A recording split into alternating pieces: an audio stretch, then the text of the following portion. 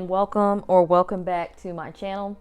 My name is Tanisha, also known as ERNurse86 over on Twitter. And in today's video, I'm going to be responding and reacting to Angelika Oles' apology video that she posted last night on YouTube.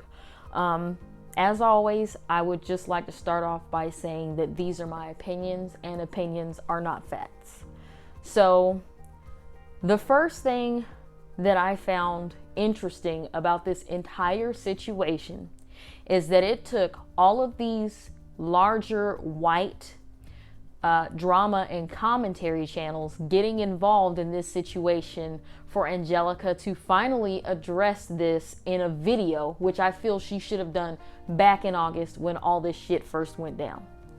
So the thing that irritated me the most, well, one of the things that irritated me the most, because there's a few things that Angelika did that really pissed me off, but she dedicated this video as a fundraiser to the NAACP, and she completely mischaracterized the purpose and intention behind the organization, which to me says that she kind of picked something that she thought would be positive PR, something that would help to boost her image, something that she thought would help make her look good, without actually understanding what the fuck the organization is about in the first place.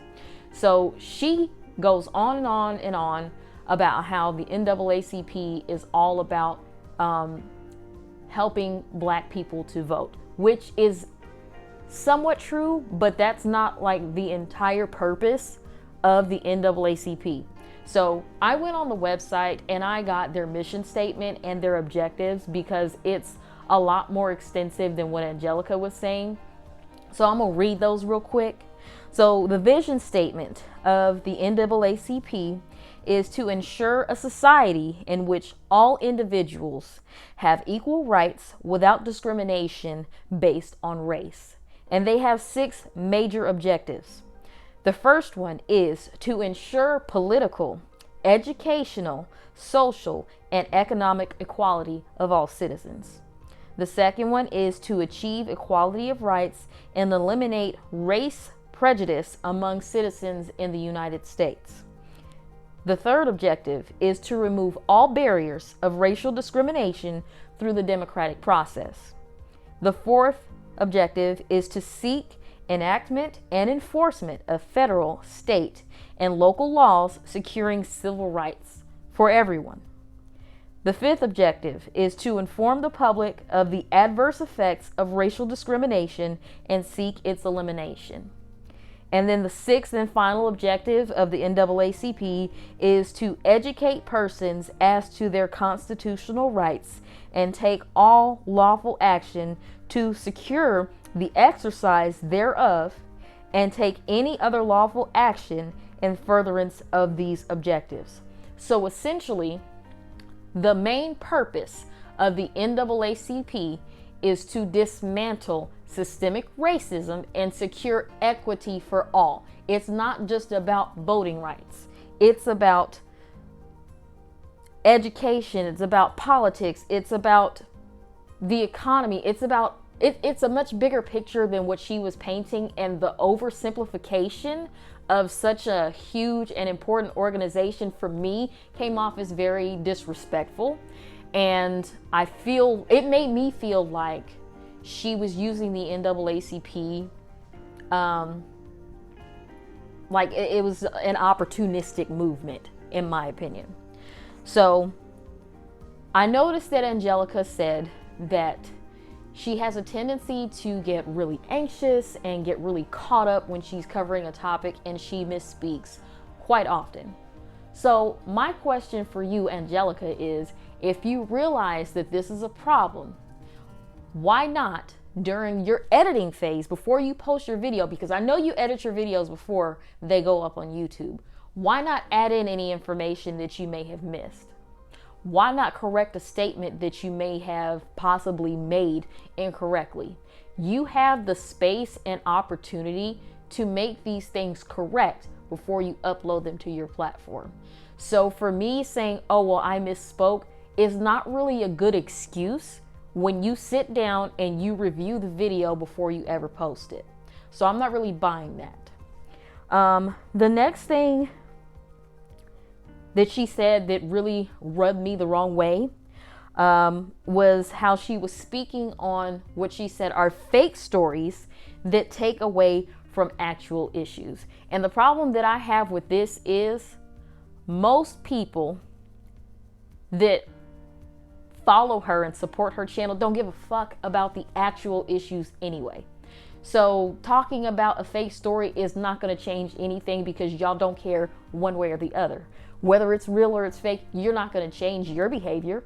So what difference does it make? The next thing that I thought was quite interesting, and I noticed that she kind of brushed over this, but she, in her video, admitted that she panicked when all the stuff went down back in August and her audience was calling her out for her microaggressions against black women, and she basically tried to sweep things under the rug and cover it up. So you knew you fucked up and you tried to save face and cover things up. And you did that by trying to manipulate one of your underage followers and basically intimidate them into deleting a thread calling you out. And that's bullshit. Now, the thing that took the cake for me, that just had me seeing red, completely sent me over the edge, was her saying that she was only blocking white or white passing people that she claimed were harassing her. And she threw up pictures of probably about 10 or 12 people, and several of them were very clearly not white. A few of them were avatars that weren't even real people. It was like animated cartoon characters. So how the hell can you tell what their race is anyway? And why are you assuming what their race is? And who are you as a white woman to say who's white passing and who's not? That is a word that y'all as white people really need to remove from your vocabulary. You are overstepping and you are going way outside of your lane when you're using terminology like that. It's not your place. So I'm not even really going to get into the second half of her video because essentially she is just shredding Hannah, aka Smoky Glow. And at that point in the video, I just completely checked out, because for me, if the intention behind your video was to take accountability for your actions, why are you now turning around and trying to throw focus on somebody else? What accountability are you showing by throwing somebody else under the bus? I don't really care about their friendship or whatever sort of interpersonal relationship Angelika and Hannah have or don't have. I don't care about that. That's not my business. And I'm really not concerned about it at all. What concerns me is the way that Angelika mistreated black women specifically. The way she disrespected black women specifically. And how it took her, 4 months before she finally properly addressed it. And I saw so many people on Twitter saying, oh, well, she addressed it, she addressed it, she addressed it. Well, guess what? She clearly didn't address it to our satisfaction, and that's why we're still talking about it. So who the fuck do you think you are to try and dismiss us and shoo us away and say, oh, well, she already addressed that? Clearly she didn't do good enough. That's why we're still talking about it. So that's pretty much all I have to say about this apology video that wasn't really an apology. It was basically more bullshit, more ridiculous explanations that I really don't care about. Like, I'm not trying to hear all of that. All you had to do was say, I messed up. I hurt people, and I will do better moving forward. All of the excuses, you could have kept that. If you guys have any questions, comments, concerns, please feel free to leave those down below in the comments. Thank you guys so much for watching as always. Thank you for your support. Love you guys so much. And I will catch you in my next video. Bye.